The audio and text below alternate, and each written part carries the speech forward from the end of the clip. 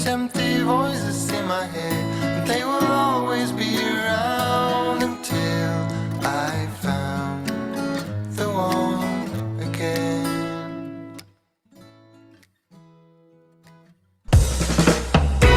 Raisa, Radio Indonesia Sehat. Healthy Lifestyle Radio.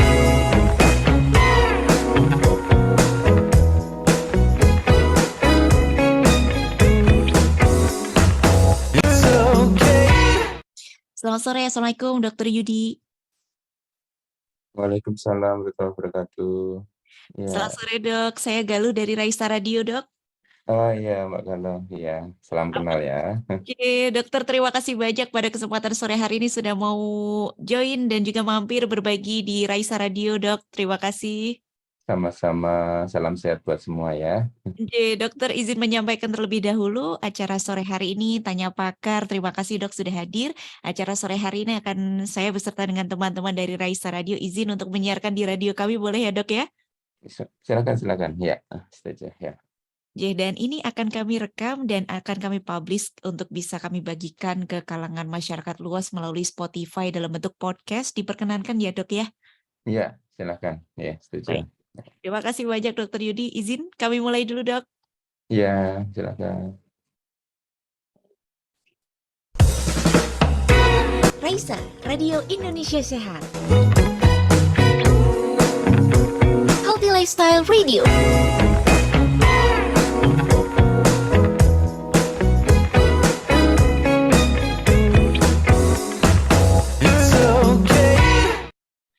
Punya pertanyaan seputar kesehatan tapi bingung nyari jawaban?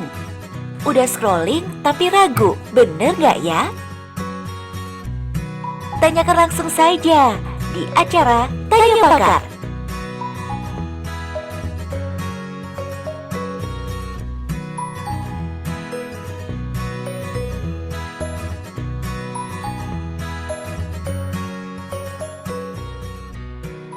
Dipancarkan dari studio lantai 2 di Ilmu Kesehatan Masyarakat di FKKMK UGM. Raisa Radio kembali hadir untuk Anda. Raisa Radio Indonesia Sehat selalu menemani Anda untuk menghadirkan informasi seputar kesehatan yang tentunya bermanfaat untuk kita semua. Selamat sore kami haturkan untuk Sobat Sehat semuanya yang pada kesempatan hari ini ya Sobat Sehat, hari Kamis sore 8 Desember 2022 kita hadir di program kesayangan kita yaitu Tanya Pakar. Selamat sore Sobat Sehat untuk Anda yang menikmati Raisa Radio pada kesempatan sore hari ini melalui radio aplikasi streaming yang bisa Anda download di Play Store, dan juga selamat sore untuk Sobat Sehat semuanya yang pada kesempatan sore hari ini mendengarkan melalui website kami di radioindonesiasehat.com. Dan untuk para Sobat Sehat yang sore hari ini sudah hadir juga di link Zoom meeting kami, terima kasih banyak atas kehadiran Anda. Dan dimanapun Anda berada, Raisa Radio tetap bisa Anda nikmati di platform manapun. Dan Sobat Sehat, pada kesempatan sore hari ini gimana nih hari ini? Apakah Anda sudah mengambil waktu untuk beristirahat setelah sedari pagi tadi mungkin kita banyak sekali aktivitas, banyak kegiatan, rapat atau kuliah gitu ya? Apakah Anda sudah mengambil jeda untuk beristirahat Sobat Sehat? Sekali boleh Sobat Sehat untuk kita peregangan dulu nih biar otot-otot dalam tubuh kita nih agak sedikit rileks gitu ya. Dan pada kesempatan sore hari ini Sobat Sehat ngomongin tentang rileks, kita akan bicara juga tentang hal yang penting yaitu menjaga kesehatan tulang belakang, yang mana tulang belakang ini sering kita pakai nih Sobat Sehat, apalagi di era-era sekarang yang mana Sobat Sehat ini banyak aktivitas-aktivitas yang di depan laptop atau di depan komputer gitu ya. Dan sore hari ini Sobat Sehat, Raisa Radio di Tanya Pakar edisi sore hari ini hadir dengan tema bagaimana menjaga kesehatan tulang belakang. Sobat Sehat yang di radio boleh mengajukan pertanyaan di radio, di website maupun di Zoom, boleh silahkan dikirimkan di line WhatsApp kami di 0812-323-9300. Sobat Sehat yang berada di Zoom juga boleh langsung raise hand atau dituliskan di kolom chat. Dan Tanya Pakar selalu menghadirkan pakar-pakar yang luar biasa untuk Anda Sobat Sehat. Dan sore hari ini kami juga telah menghadirkan untuk Anda, terima kasih matur nuwun sangat kepada Dr. Yudianta, spesialis saraf konsultan dari Departemen Neurologi FKKMK UGM, dan juga beliau merupakan dokter di RSUP Dr. Sarjito Yogyakarta. Kita sapa dulu Sobat Sehat, selamat sore Dr. Yudi. Selamat sore Mbak. Salam sehat buat semua ya. Salam sehat. Sehat Dok sore hari ini? Alhamdulillah sehat ya. Alhamdulillah, dokter sore hari ini kita akan bahas tentang, menjaga kesehatan tulang belakang. Tetapi barangkali nih sobat sehat termasuk mungkin saya juga Dok, kadang kita kurang aware nih Dok untuk menjaga tulang belakang. Sebetulnya nih Dok biar kita lebih aware lagi, fungsi tulang belakang di dalam tubuh kita ini seperti apa sih Dok? Iya, kalau kita tahu anatomi tubuh kita ya, memang jadi satu-satunya tulang yang menopang tubuh paling besar adalah tulang belakang ya. Mulai kepala ini satu-satunya tulang yang membuat kepala kita bisa tegak, tulang leher. Kemudian tulang punggung ini lumayan ya, tulang punggung atas dan tulang punggung bawah. Tulang punggung bagian atas masih bisa disupport juga selain tulang belakang oleh tulang iga, ya, tulang koste, tulang iga. Kemudian yang tulang punggung bawah, nah ini yang paling berat menahan tubuh kita. Jadi bagian tubuh kita dari kepala sampai dengan pinggang ini ditopang oleh tulang pinggang kita. Sehingga mayoritas kelainan tulang belakang memang mengenai tulang pinggang bawah ini ya. Nih, kemudian yang kedua adalah tulang leher karena memang tulang leher juga tidak seperti tulang dada itu ada iga, kalau tulang leher nggak ada iga. Jadi dia menopang cukup berat dan juga untuk mobilitas tulang belakang kita juga dua tulang itu yaitu tulang leher dan tulang punggung bawah itu yang paling mobile ya, yang paling bekerja paling banyak gitu. Terima kasih Dok. Jadi tulang ini menopang beberapa organ-organ atau, pada tubuh kita begitu ya Dok ya. Lalu Dok, Ya. kenapa sih Dok kita perlu menjaga tulang belakang ini dan risikonya apa Dok bila kita kurang aware untuk menjaga tulang belakang kita? Iya, tulang belakang itu yang paling penting memang di dalam tulang belakang itu ada, saraf yang, menjadi jembatan antara organ tubuh kita dengan otak sebagai pusat saraf ya. Jadi otak kita itu kemudian, menjulurkan serabut sarafnya di sepanjang tulang belakang, kemudian keluar menuju ke organ-organ tubuh kita seperti tangan, kaki, perut, dada, jantung, dan seterusnya. Sehingga kalau ada gangguan pada sepanjang tulang belakang, yang dikhawatirkan adalah juga mengganggu pada sistem persarafan. Nah, persarafan ini juga tentu saja akan berimplikasi kalau kelainannya misalnya di leher, bisa terjadi kelumpuhan dari tangan sampai dengan kaki. Kalau kelainannya di punggung bawah, misalnya bisa kelumpuhan di kedua kaki. Ya, misalnya seperti itu. Sehingga karena besarnya impact dari gangguan pada tulang belakang, maka memang kita harus menjaga tulang belakang kita sebaik mungkin agar supaya tidak terjadi kelainan yang menyebabkan gangguan kesehatan. Baik baik Dok. Jadi memang luar biasa ya Dok ya, penghubung antara jembatan antara organ tubuh dengan otak, otak dengan organ tubuh. Artinya ketika ini, tadi dokter juga menyebutkan ya Sobat Sehat, ketika ini, rusak itu akan mempengaruhi organ-organ yang lain juga yang terhubung begitu ya Dok ya. Nah, Iya betul. eee, kira-kira untuk yang, kita ini misalkan tulang belakangnya menjadi bermasalah itu biasanya kenapa ya Dok ya? Karena apa? Faktor risiko apa yang menyebabkan tulang belakang kita ini bermasalah Dok? Iya, tulang belakang kita itu paling banyak bermasalah karena mechanical problem ya, yang paling banyak. Kemudian penyebab yang lainnya adalah proses degenerasi atau proses penuaan tulang. Kemudian yang lainnya adalah proses-proses seperti adanya infeksi, adanya tumor, kemudian adanya trauma dan seterusnya. Yang mekanik itu yang paling banyak yaitu akibat dari trauma memang. Trauma itu ada dua, trauma yang signifikan ya, artinya misalnya kita jatuh, terduduk, jatuh dari kendaraan, motor misalnya begitu, naik sepeda, atau trauma kronik repetitif. Nah ini juga yang banyak, ini yang kita tidak sadari ya.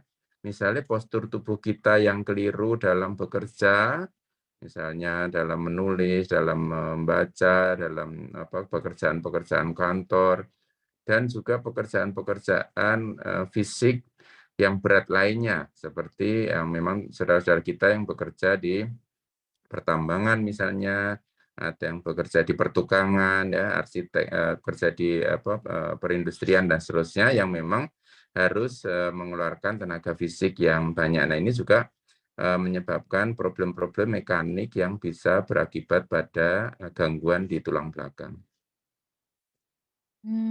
Jadi Dok, terima kasih atas penjelasan. Jadi problem mekanik ini yang biasanya mungkin kita lakukan sehari-hari, tapi kita tanpa sadar ya Dok ya, Iya, ternyata. betul. Jadi problem mekanik ini yang tidak kita sadari itu berakibat pada gangguan pada tulang belakang itu. Iya Dok, terima kasih. Lalu ada nggak Dok kira-kira yang mungkin menurut kita ini sederhana, sepele, tapi sebetulnya sangat berpengaruh nih pada tulang belakang kita, aktivitas kita ini Dok? Duduk ya, yang paling memprihatinkan duduk sama tidur sebenarnya. Jadi Mhm. duduk dan tidur kan 2 kegiatan yang memang butuh waktu lama ya, duduk bekerja itu ya. Jadi yang kita amati memang banyak sekali, postur ataupun, meja kerja kita itu yang tidak, cukup baik untuk kesehatan punggung ya. Misalnya, duduk dengan sandaran yang bisa bergoyang-goyang, artinya, lentur ya, lentur itu kan kadang-kadang menjadi tren ya, kursinya mahal, bisa lentur, tapi itu justru kurang sehat untuk punggung gitu ya. Kemudian duduk dengan cara, ada sedikit ndelosor ya, orang Jawa bilang ndelosor ya. Jadi punggung itu tidak menempel pada sandaran belakang, tetapi ada celah antara, pantat kita dengan sandaran. Nah, celahnya yang terlalu lebar itu bisa berakibat tekanan pada tulang belakang tersebut. Kemudian yang kedua tidur ya, tidur ini juga sering bermasalah. Pada saat bangun tidur, jika Bapak Ibu sekalian bangun tidur mengeluhkan rasa sakit, pada umumnya, penyebabnya adalah karena, kasur yang kita pakai ini terlalu empuk. Kalau kita, menggunakan kasur yang terlalu empuk, pada saat tidur terlentang itu maka bagian, pantat dan bagian punggung atas itu akan terlalu rendah atau, ambles ya, ambles, sedangkan bagian pinggang ini akan tertinggal. Sehingga jika itu terjadi semalaman ya, 6 jam atau bahkan mungkin kalau tidur normal itu kan 6 sampai 8 jam ya, yang paling banyak rata-rata itu akan berakibat punggung kita seperti dipaksa dalam postur yang terlalu degek ya, orang Jawa bilang degek atau hiperlordotik. Jadi pada saat bangun tidur itu akan menyebabkan rasa sakit ya, karena otot-otot kita itu tidak dalam posisi netral. Nah, ini juga harus diperbaiki. 2 hal ini saya berpesan karena banyak sekali keluhan yang datang dengan itu. Apalagi kalau sebelumnya sudah ada riwayat ya, riwayat jatuh, riwayat mungkin ada pengkapuran tulang belakang dan seterusnya. Ini 2 kegiatan ini paling sering menjadi pemicu rasa nyeri. Iya Dok, jadi duduk dan tidur nih, paling mungkin sobat sehat yang sudah tadi mengingat-ingat nih posisi duduk yang selama ini kita lakukan seperti apa, terus kasur yang ada di kosan atau di rumah kita nih seperti apa ya sobat sehat ya. Lalu Dok, tadi dokter menyebutkan kalau duduk ini baiknya selain kursinya juga diatur, lalu mejanya juga, apakah ada durasi juga diatur Dok? Karena memang sekarang teman-teman kita, termasuk mungkin saya juga Dok, teman-teman mahasiswa ini banyak menghabiskan waktu di depan laptop dengan kurun waktu yang cukup lama, Dok. Iya, jadi memang untuk lamanya duduk itu sebenarnya rekomendasi itu belum seragam ya, dari rekomendasi yang ada itu belum seragam berapa lama sebenarnya maksimal boleh duduk gitu ya.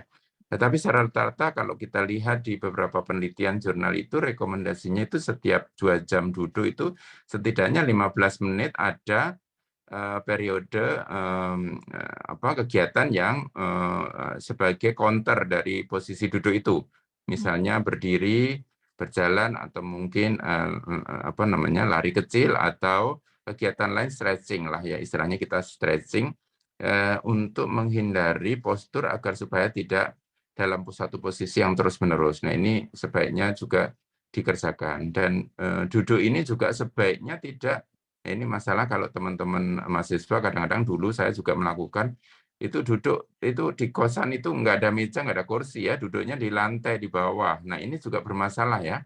Karena apa, setiap, paha yang mendekat ke arah perut, posisi, maka tekanan di dalam diskus intervertebralis atau, rongga antar tulang belakang itu akan meningkat tinggi. Sehingga itu menyebabkan, bantalan sendi tulang belakang itu bisa bergeser ke arah belakang yang menyebabkan tekanan pada saraf yang ada di belakang tulang punggung tersebut. Nah, ini juga mengganggu. Kalau masih muda mungkin itu relatif lebih aman, tetapi stretching ataupun tarikan pada tulang punggung ini bisa overstretching juga, sehingga nyerinya bisa bersumber dari otot-otot yang berasal di samping kanan dan kiri tulang belakang. Nah, ini juga sering terjadi keluhan nyeri punggung yang bersumber dari otot, itu akibat dari overstretching, akibat postur kita yang salah. Baik Dok, terima kasih. Apakah tadi artinya yang duduk di bawah itu bersila seperti itu Dok, atau seperti apa? Iya, mungkin bersila atau jongkok ya, itu posisi yang kurang kurang kurang bagus kalau dikerjakan dalam waktu yang lama. Ya terima kasih Dok. Nah, Sobat Sehat nih, jadi dapat pesan dari Dokter Yudi bahwa posisi duduk memang harus kita perhatikan selalu. Jadi, kita bisa mengaturnya sedari sekarang, bisa kita perhatikan sedari muda ya Dok ya. Dan tadi juga dokter menyebutkan sebelum nyeri itu terjadi. Kalau kita mengalami, masalah-masalah tulang belakang ini, kira-kira apa yang bisa kita rasakan Dok? Iya, eee, pada umumnya gangguan pada tulang belakang karena akan berakibat pada, eee eee, apa namanya, proses apakah peradangan, apakah proses, kemudian terjadinya, pergeseran dan seterusnya, maka pada umumnya mengakibatkan 3 gangguan, saraf yang ada di tulang belakang, yaitu saraf sensorik yang paling banyak berupa keluhan nyeri ya.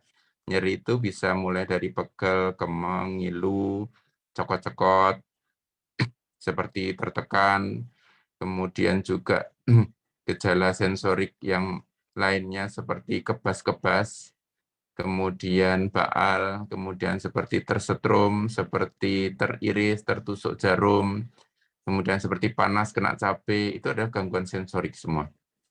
Itu bisa terjadi. Kemudian yang kedua, itu gangguan motorik ya. Gangguan motorik ini mulai ada kelemahan-kelemahan. Apakah kelemahan tergantung lokasinya ya.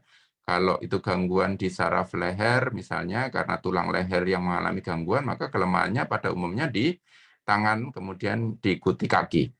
Kalau gangguannya di punggung bawah pada umumnya adalah kelemahan yang di kedua tungkai ya, satu dan juga bisa dua tungkai. Bisa satu, bisa dua tungkai.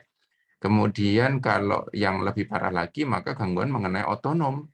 Nah, otonom ini yang juga sangat mengganggu ya, kadang-kadang keluhannya belakangan tetapi penyembuhannya paling susah ya. Itu seperti misalnya kalau gangguannya di tingkat tulang belakang di punggung atas, itu bisa mengganggu ritme jantung, tekanan darah ya, menyebabkan hipotensi, kemudian juga menyebabkan apa namanya, kekuatan untuk batuk itu melemah sehingga orang cenderung gampang terjadi gangguan infeksi saluran pernafasan. Kemudian kalau yang punggung bawah ya buang air besar, buang air kecil ya, kemudian juga ereksi pada laki-laki itu juga bisa terjadi akibat dari gangguan pada tulang belakang. Jadi ada dari sensorik, lalu motorik dan juga otonom. Ternyata kalau misalkan kita punya keluhan atau masalah tentang tulang belakang, tidak hanya yang kita cermati yang tulang belakangnya saja ya Dok ya, bisa Iya jadi betul. organ-organnya lainnya ya Dok ya. Iya betul, betul sekali. Ya.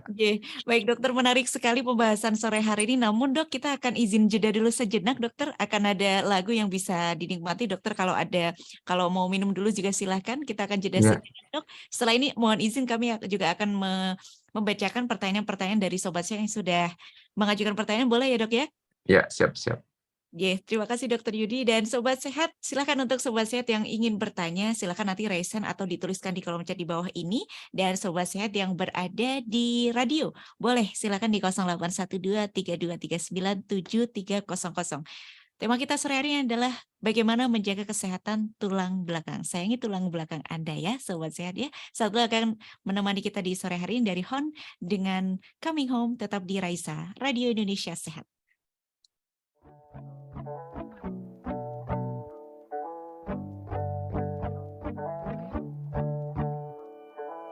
I've been thinking lately how much I miss you.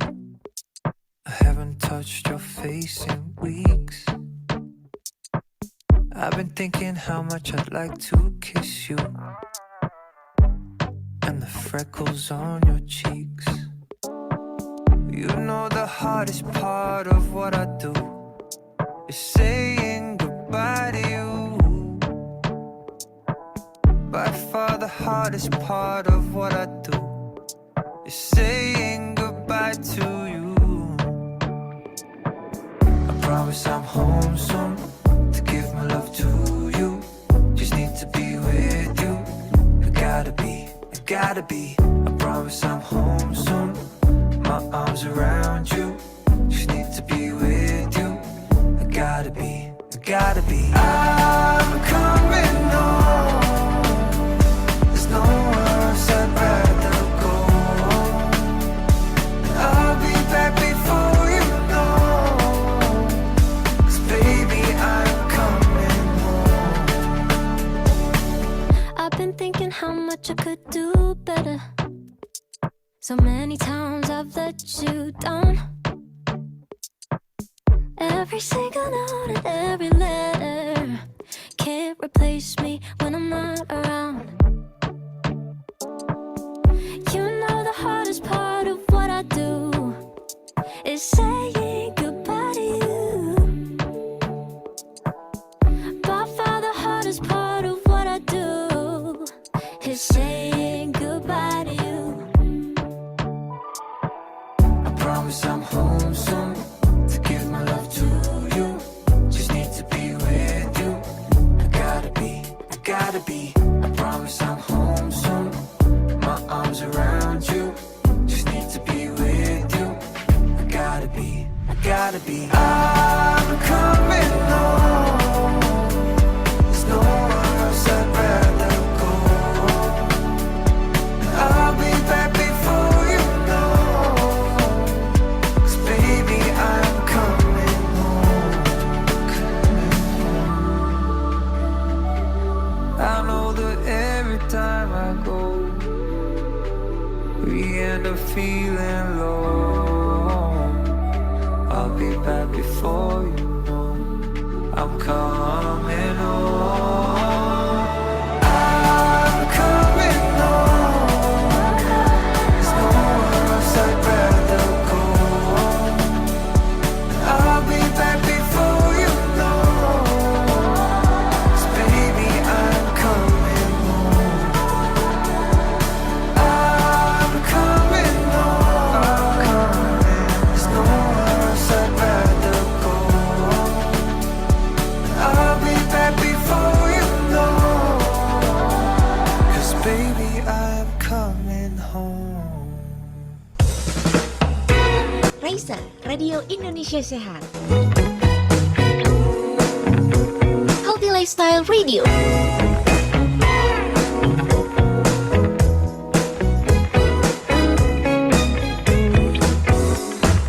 It's okay.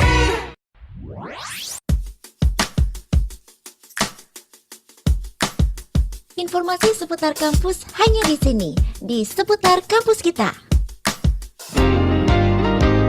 Seputar kampus kita.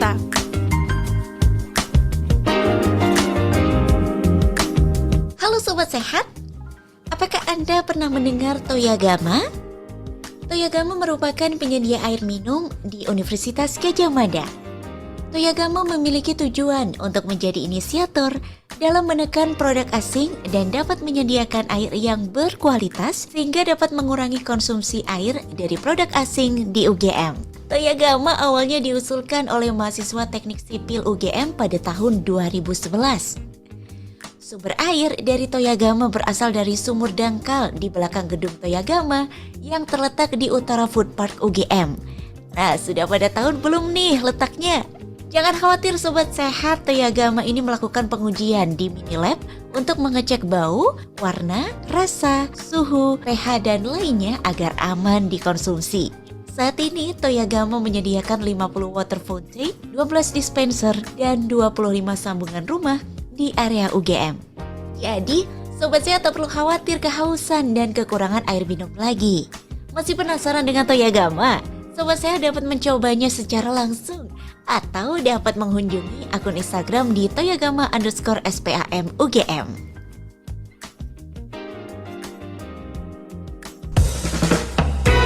Raisa, Radio Indonesia Sehat. Healthy Lifestyle Radio.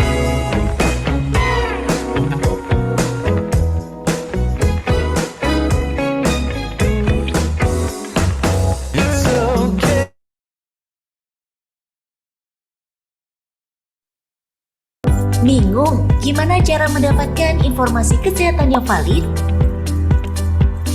Grup chat dan sosial media ramai dengan informasi kesehatan yang tidak jelas sumbernya. Raisa Radio hadir untuk menjawab pertanyaan Anda. Raisa atau Radio Indonesia Sehat merupakan radio komunitas berbasis digital yang dikembangkan oleh Fakultas Kedokteran, Kesehatan Masyarakat, dan Keperawatan Universitas Gadjah Mada. Berangkat dari niat untuk berbagi, Raisa Radio hadir untuk memberikan edukasi kesehatan secara menarik dan bermanfaat. Selain itu, Raisa Radio juga menyajikan informasi yang mendukung seputar perkuliahan. Melalui program acara yang dihadirkan, Raisa Radio memberi kesempatan para pendengar untuk bertanya langsung pada pakarnya secara interaktif. Raisa Radio dapat Anda nikmati di mana saja, kapan saja. Dengan cara mendownload aplikasi Raisa Radio yang tersedia di Play Store atau website di radioindonesiasehat.com. Siaran Raisa Radio dapat Anda dengarkan kembali melalui podcast kami di Spotify. Dapatkan informasi seputar jadwal program acara Raisa Radio melalui Instagram kami di @raisa_radio_ugm. Raisa, Radio Indonesia Sehat, Healthy Lifestyle Radio. Ya, terima kasih Sobat Sehat, Anda masih bersama kami di Raisa, Radio Indonesia Sehat, Healthy Lifestyle Radio di program kami Ditanya Pakar, di mana kita bisa bertanya langsung pada pakarnya. Sobat Sehat, tema kita sore hari ini masih bersama dengan Dr. Yudianta, spesialis saraf konsultan dari Departemen Neurologi FKKM KUGN, dan juga beliau merupakan dokter di RSUP Dr. Sarjito Yogyakarta tentang bagaimana menjaga kesehatan tulang belakang. Nah, Sobat Sehat, tadi sudah disampaikan oleh Dr. Yudi ya, bahwasanya menjaga kesehatan tulang belakang ini merupakan sangat penting sekali karena di dalamnya ada saraf-saraf yang bisa menghubungkan antara otak menjembatani antara otak dengan organ-organ tubuh lainnya. Dan Dr. Yudi, mohon izin kita akan mulai untuk sesi tanya jawab, boleh ya Dok ya? Ya, silakan. Oke, terima kasih dokter, dan terima kasih untuk Sobat Sehat yang sudah bergabung dan mengajukan pertanyaan. Selamat sore, apa kabar? Ini untuk ada Mbak Ineke Meirahma, terima kasih. Selamat sore dokter, apakah membawa beban berat seperti tas ransel juga dapat menjadi masalah terhadap tulang belakang ya dok ya? Terima kasih. Silakan. Ini juga termasuk penyebab yang sering kita temukan ya, terutama pada anak-anak usia sekolah ini. Sekarang itu anak-anak usia sekolah itu kadang-kadang bawa laptop, bawa buku, ya banyak. Nah ini juga kadang-kadang saya temukan dalam praktek sehari-hari dibawa ke kami dalam kondisi yang terakhir itu anak usia 9 tahun kok sudah HNP gitu ya. Jadi agak aneh, sementara riwayat traumanya tidak jelas gitu ya. Ternyata sehari-hari memang membawa laptop, membawa beberapa buku dalam ransel, kemudian anak-anak ini kan juga kegiatannya sering lari sehingga itu menyebabkan tekanan pada tulang belakang, apalagi jika si anak ini tidak olahraga dengan baik ya. Olahraga yang baik itu akan memperkuat otot-otot paravertebra ya, otot-otot di kanan kiri tulang belakang yang sebenarnya dia berfungsi seperti korset internal ya. Jadi fiksasi internal tubuh kita, tulang belakang kita dibantu oleh tulang-tulang dan juga otot-otot di kanan kiri tulang. Nah, kalau otot-otot di kanan kiri tulang belakang kita itu lemah karena tidak terlatih, maka tumpuan hanya pada tulang. Nah, ini akibatnya kemudian terjadi jepitan pada saraf akibat kegiatan yang tidak seharusnya terbebani. Secara umum sebenarnya beban tubuh kita itu bisa ditangkap oleh tulang kita kira-kira 10% berat badan ya. Jadi kalau ada penambahan 10% berat badan itu secara umum itu sudah masih bisa tertoleransi. Tapi kalau lebih dari itu dan jangka waktu lama itu akan menyebabkan gangguan ya, gangguan. Nah, kalau sudah mengalami gangguan itu toleransinya biasanya 5% berat badan. Itu kita anjurkan demikian. Walaupun memang penelitian satu persatu itu susah dikerjakan karena masing-masing orang memiliki kemampuan yang berbeda-beda. Nah, ini yang juga terjadi. Tergantung juga postur. Kalau orangnya sudah gemuk begitu, kemudian jarang olahraga, mungkin penambahan sedikit sudah merupakan beban bagi yang bersangkutan. Jadi harus pintar-pintar mengukur diri sendiri, jangan memaksakan untuk mengangkat beban yang memang di luar kapasitas kita. Mhm. Baik Dok, terima kasih. Jadi mengukur kapasitas diri dan juga mengukur beban. Apalagi kalau anak-anak sekolah juga bawa minum juga ya Dok ya, bebannya tambah Ya, berat ya betul. Dok. Terima kasih Dok. Dan tadi dokter menyebutkan kalau otot tulang belakang ini tidak dilatih ini akan, juga berakibat ke masalah tulang belakang. Lalu bagaimana Dok cara untuk melatih otot ini Dok? Ya.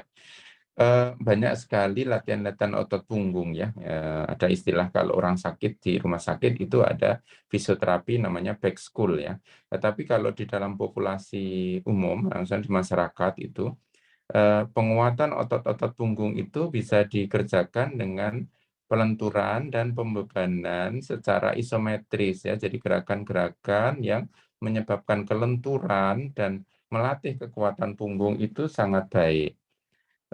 Yang paling direkomendasikan sebenarnya olahraga untuk punggung itu adalah renang ya.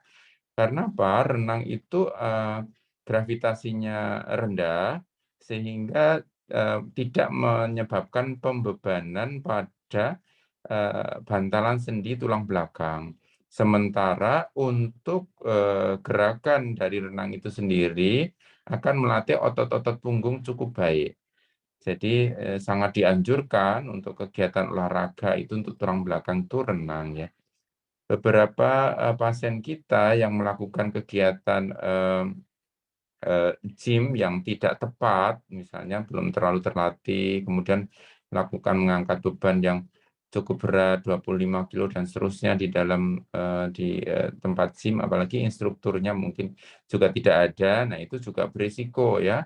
Beberapa kali kita temukan pasien badannya bagus, atletis, tetapi drop foot ya, kakinya, lumpuh satu, itu udah dalam, kira-kira 3-4 bulan terakhir ini saya temu 2 pasien yang terpaksa memang harus dilakukan operasi dalam kondisi yang sarafnya sudah mulai rusak. Nah, ini juga agak, mengganggu ya, penampilannya bagus tapi kakinya drop foot. Nah, ini resiko. Sehingga saya berpesan agar supaya berhati-hati dalam memilih olahraga, jangan yang high impact ya. Olahraga high impact itu kalau orang sudah punya penyakit punggung itu agak kurang kurang bagus ya. Itu misalnya, tenis, badminton, voli, bola, itu kalau sudah ada kelainan, itu kurang bagus. Kalau belum ada kelainan boleh nggak boleh, tetapi kalau bisa diimbangi dengan kegiatan yang memang atau sudah melakukan pemanasan terlebih dahulu minimal ya. Kemudian kalau memang diimbangi dengan olahraga-olahraga lain, ya mungkin renang 2 kali seminggu, bola 2 kali seminggu, atau 1 kali seminggu, nah gitu. Itu sangat baik ya untuk olahraga. Baik Dok, terima kasih. Jadi renang ini merupakan olahraga yang baik untuk, kesehatan tulang punggung kita ya Sobat Sehat, dan Sobat Sehat juga mungkin barangkali yang bersemangat untuk berolahraga, ternyata olahraga apa juga perlu kita perhatikan. Sobat Sehat yang nge-gym pun juga harus didampingi dengan instrukturnya ya Dok ya. Tidak Ya betul. sepertinya kalau misalkan kita melihat dari informasi dari YouTube itu, apakah itu termasuk pendampingan juga atau memang harus dengan dampingan secara langsung ya Dok ya? Karena banyak Iya. tutorial di YouTube begitu Dok. Iya, di YouTube juga banyak tutorial, gambar-gambar juga ada, kemudian video-video juga ada, di Departemen Neurologi itu juga ada melonceng video untuk, senam punggung, nah itu bisa diikuti ya, itu sudah tervalidasi cukup baik. Memang variasinya banyak Mbak ya, dari mulai kegiatan-kegiatan misalnya semacam tai chi gitu, itu yang masalahnya yang standarisasi gerakan mana yang paling baik itu sampai sekarang tidak ada. Hanya memang misalnya kelompok tai chi ini gerakan-gerakan ini tuh bagus untuk punggung, itu ada gitu. Kelompok yoga pun demikian. Tetapi yoga yang menyebabkan gangguan saraf tulang belakang itu juga ada gerakannya. Jadi tidak semua, gerakan misalnya gerakan yoga atau gerakan, olahraga itu tidak semuanya aman gitu. Kita harus Mhm. pintar-pintar memilihnya. Nah, mungkin bisa dilihat di YouTube, apalagi kalau yang tutorial itu dari medis ya, misalnya kami di Departemen Neurologi itu ada YouTube untuk edukasi back exercise, termasuk juga untuk vertigo exercise itu sudah kita keluarkan. Saya kira itu bisa dicoba atau dilatihkan sendiri di rumah, atau juga gambar-gambar yang sumbernya jelas dari publikasi medis ataupun website yang informasi medis itu bisa dipertanggungjawabkan. Baik Dok, terima kasih. Nah, setelah ini Sobat Sehat kita coba cari di YouTube, sudah ada di sana dari Departemen Neurologi sudah banyak ya Dok ya, video-video yang bisa kita praktekkan ya. Selanjutnya mungkin ada pertanyaan dari selamat sore, ada Ibu Mbak Nur Afiati Mursalim, atau mungkin memungkinkan untuk open mic? Silakan, kami persilakan Mbak Nur Afiati. Oh iya Mbak, halo apakah suara saya terdengar? Udah, Ya, silakan. silakan, Mbak. Iya, sebenarnya saya sudah ngetik di chat, tapi nggak apa-apa. Ini kesempatan yang luar biasa saya bisa bicara langsung dengan pakarnya. Terima kasih. Begini Dok, jadi saya pribadi, usia saya 29 tahun. Kemudian saya didiagnosa ada low back pain. Ini saya sudah alami sejak 1 tahun kemarin dan disarankan memang untuk melakukan renang, beberapa gerakan yoga dan juga fisioterapi. Cuman sampai sekarang saya merasa kalau misalnya saya melakukan aktivitas tersebut, nyerinya itu kayak memang tidak terlalu sakit pada saat setelah stretching atau olahraga, tapi hanya berlangsung dalam waktu singkat, tidak dalam waktu lama begitu Dok. Jadi kayak apa yang harus saya lakukan? Misalnya apakah harus ada tindakan lanjutan lagi atau seperti apa? Atau misalnya memang ada faktor-faktor misalnya dari makanan yang mempengaruhi sakit tulang punggung saya misalnya. Kemudian saya lanjut ke pertanyaan yang kedua. Kebetulan papa saya minggu lalu itu masuk rumah sakit dan hasil MRI-nya memang ada kelainan di tulang belakangnya, di bantalan tulangnya, dan disarankan untuk tindakan penyuntikan tulang belakang Dok. Jadi pertanyaan saya, apakah memang ada faktor genetika? Maksud saya, ada faktor risiko dari orang tua saya sehingga saya juga sakit tulang punggung bawah. Begitu mungkin, terima kasih. Mungkin sedikit pertanyaan Mbak Raisa, Mbak Afiati tadi udah di MRI belum ya? Kalau saya belum Dok. Belum ya, oke. Jadi gini, kalau ada nyeri punggung bawah ya berlangsung lebih dari 3 bulan, itu masuk kategori nyeri punggung bawah kronis ya. Nyeri punggung bawah kronis itu berlangsung lebih dari 3 bulan. Pada umumnya nyeri punggung bawah kronis itu ada penyebabnya ya. Nah, kita yang cari penyebab ini. Penyebabnya apa? Apakah bisa berasal dari tulangnya, bisa berasal dari ototnya, bisa berasal dari sarafnya, bisa berasal dari pembuluh darah yang ada di tulang belakang, bisa berasal dari organ dalam, misalnya seperti ginjal, kemudian kandung kemih gitu. Kemudian juga bisa berasal dari tulang, tadi saya tulang, kemudian juga itu yang terakhir itu yang jarang itu psikogenik ya. Nah, sebenarnya 70% penyebab nyeri punggung bawah itu adalah mechanical back pain yang bisa ditangani secara sempurna ya, artinya tidak perlu pemeriksaan yang canggih, tetapi 30% memang dibutuhkan pemeriksaan penunjang, seperti misalnya MRI atau mungkin perekaman saraf yang namanya ENMG atau elektroneuromiography. Itu dalam rangka apa? Mencari penyebabnya ya. Kalau sudah ketahuan penyebabnya, itu akan relatif mudah untuk memberikan terapi yang mengarah kepada penyembuhan penyakitnya ya. Nah, ini yang perlu kita lakukan sebenarnya. Kalau Mbak sudah melakukan tindakan renang dan gerakan-gerakan stretching, kemudian tidak membaik atau membaiknya sebagian, itu memang indikasinya memang ada gangguan ya. Nah, kalau saya tetap menganjurkan kalau memang renang itu bisa diakses, itu tetap melakukan kegiatan renang. Setidaknya akan memperkuat otot-otot punggung.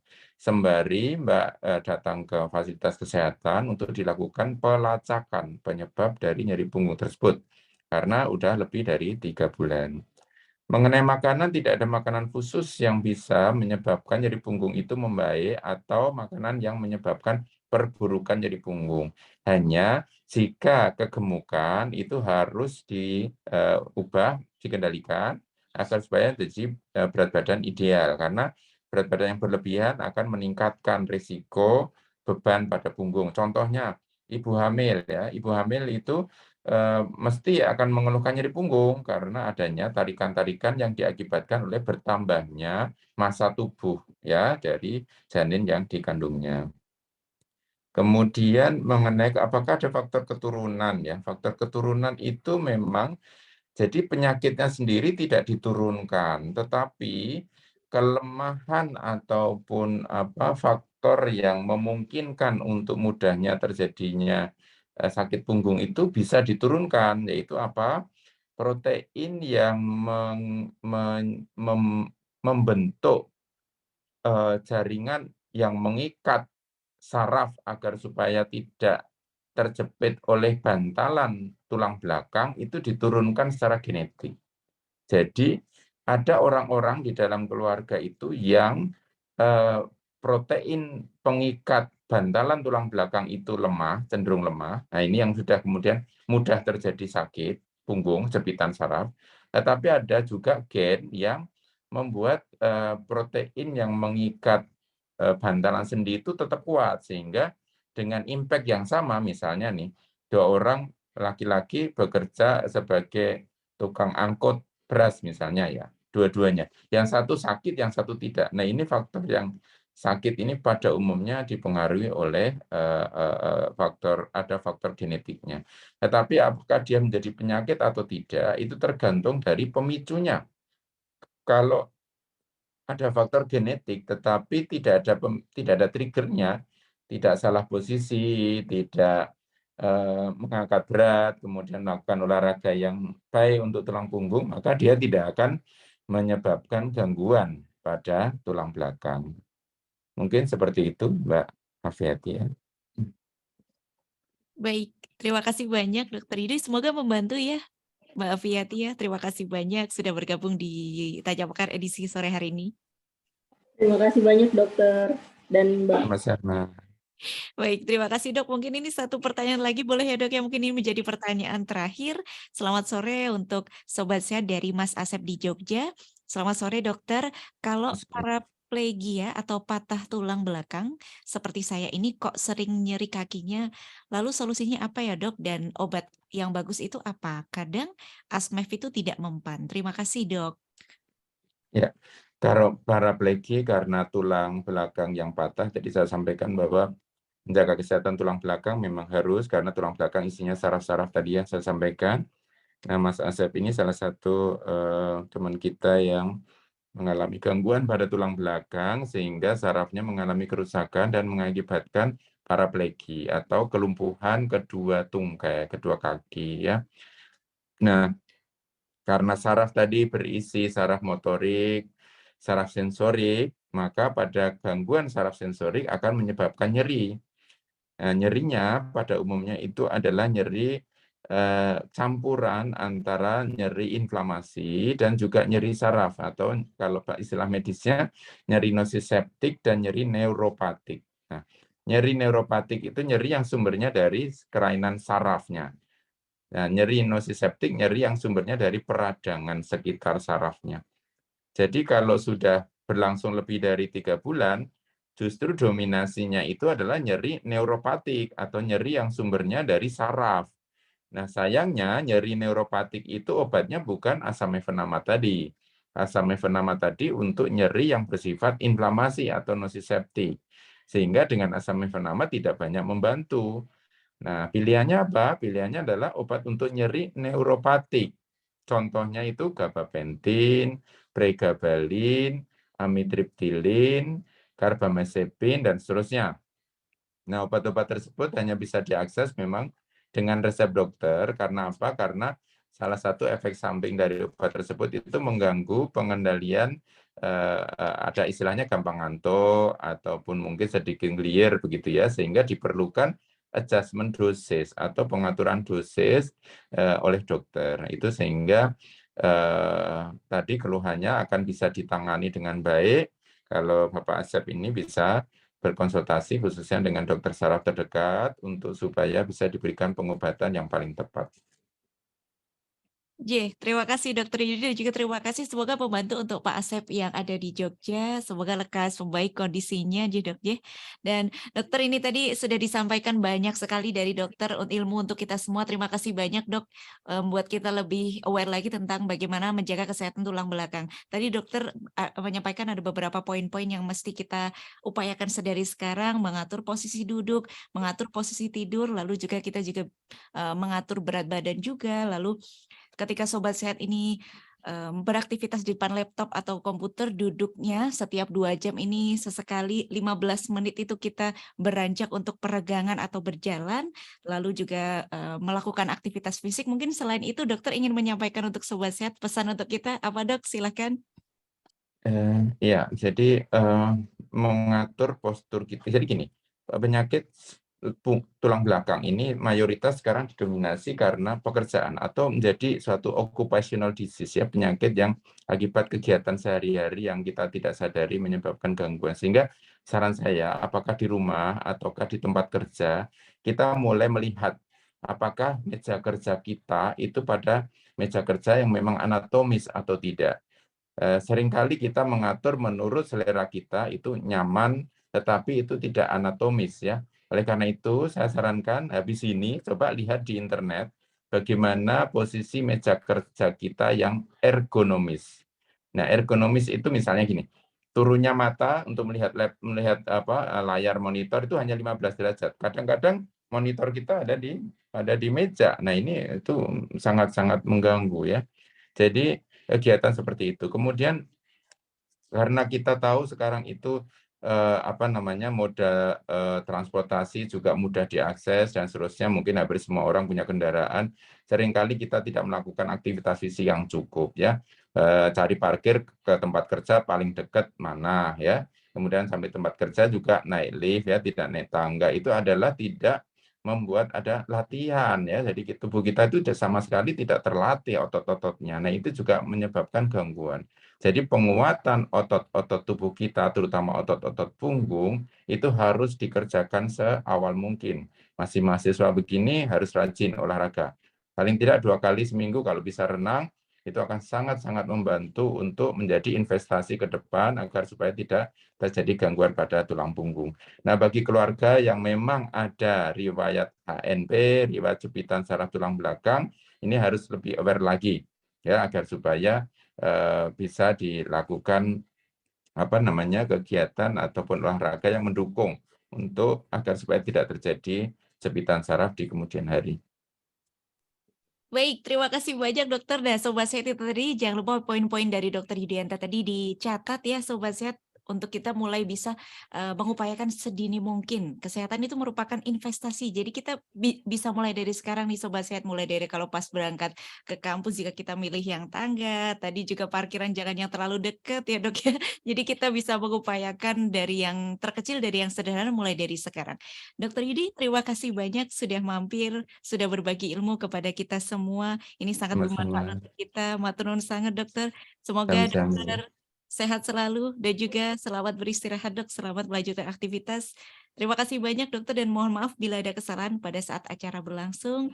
Sobat sehat, terima kasih banyak atas kebersamaan Anda, baik sobat sehat yang berada di radio, di website maupun di Zoom, dan mohon maaf bila ada sobat sehat yang sudah mengirimkan WA namun belum sempat kita bacakan karena memang keterbatasan waktu. Semoga kita bisa berjumpa lagi di lain waktu, lain kesempatan.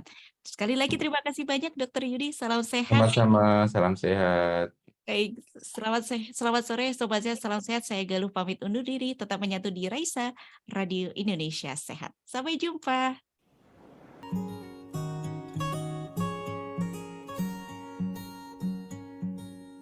Hai Sobat Sehat, ayo sudah berapa lama nih scrolling-scrolling di sosial media? Tanpa sadar, terlalu lama berada di depan layar akan mempengaruhi suasana hati dan fokus kita loh. Dan pernahkah Anda melakukan digital detox? Apa itu digital detox? Nah, kalau gitu Raisa Radio akan mengajak Anda untuk bertanya langsung pada pakarnya, yaitu Ibu Restu Vistasari, Magister Psikologi, psikolog. Beliau adalah psikolog di Layanan Konseling Psikologi FKKMK UGM. Bu Restu, sebetulnya digital detox itu apa sih? Kalau terkait dengan digital detox itu apa, lebih ke arah ketika seseorang memutuskan untuk menjaga jarak dulu nih dari perangkat digital dan ada periode waktu tertentunya. Dan tujuannya itu untuk apa? Tujuannya untuk meningkatkan kesejahteraan psikologisnya. Misalnya untuk nurunin stres atau untuk